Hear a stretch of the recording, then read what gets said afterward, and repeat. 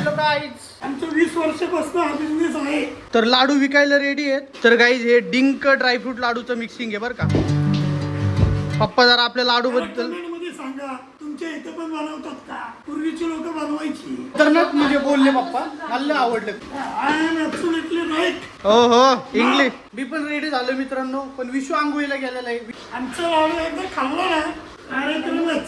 साध्या काट्यावर वजन त्याचं करताच येणार नाही. त्याचं वजन करायला त्याला सगळ्यात डोक्यावरच न्यावं लागलं. डेंजर आहे तुमचं, खरंच बोलणं पप्पा डेंजर आहे एकदम. आता पप्पांनी जी इन्फॉर्मेशन दिली एकदम खतरनाक दिली. कमेंट करा, सबस्क्राईब करा. हो अरे लाईक. हे माझं राहू दे. भारतीय ड्रेस आहे.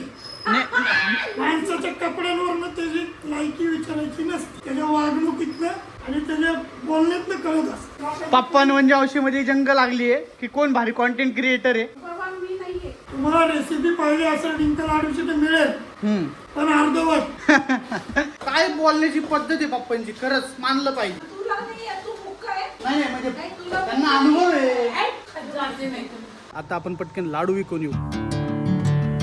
तर गुप्ता पर्सनला आपण आता लाडू दिलेले आहेत. समर ट्रेडर्सला पण आपण लाडू दिलेले आहेत. पप्पांसाठी आपण वडापाव पण घेतलेला आहे.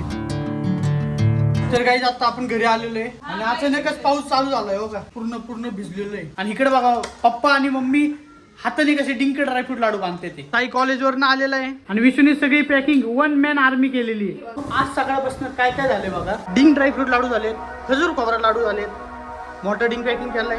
मखाना राजभोग तर कालच बनवला होता.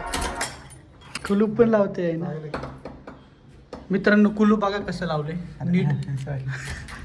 कसं रे विशू, अजिबात अपेक्षा नाही. काय करतोय असं केलं कसं होणार. विशू कुलूप नीट लावत जा.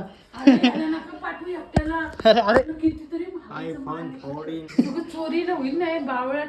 छोटे छोटे चुक लाखोंमध्ये चोरी होईल. बावळटे बाबा, याला एकट्याला नको पाठवू खाली. करणार ना तुम्ही, तरी तू बोललो तरी तुला करू असं. लाईव्ह गावलं ब्लॉग मध्ये लाईव्ह. आता पण नाही काय. Few moments later.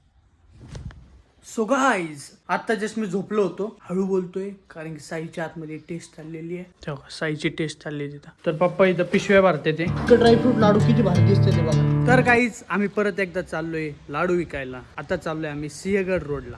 पण बालाजी होलसेल मार्केटला लाडू दिलेले आहेत. आपण दिल्लीवाला डेअरीला पण लाडू दिलेले आहेत.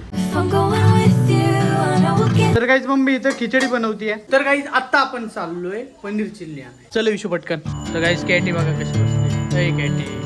तर आज विशू गाडी चालवणार आहे. अरे राक्षस दिसतोय तू इथनं फ्लॅश मुळे. Few moments later. Ambika hotel मधनं आपण पनीर चिल्ली घेणार आहे. विशू आई इथं वाचलेला आहे. हो का, इथं मेट्रोचं काम चालू झालेलं आहे. केले का रे पैसे. तर गाईज आता आपण पनीर चिल्ली घेतलेली आहे. गप्पे चेष्टा नको करू विशू, खाशीन मार. विशूला पप्पांनी 2-3 वेळा सांगितलं फॅन बंद करायला, पण त्याने काय ऐकलं नाही. आणि 5-10 मिनिटानंतर न पप्पा फुल चिडलेले. म्हशी खराब झाल्यात तरी त्यांच्यावर चालवते ते. म्हशी बोलला की आता तू. आजच्या ब्लॉग मध्ये एवढंच. Bye bye.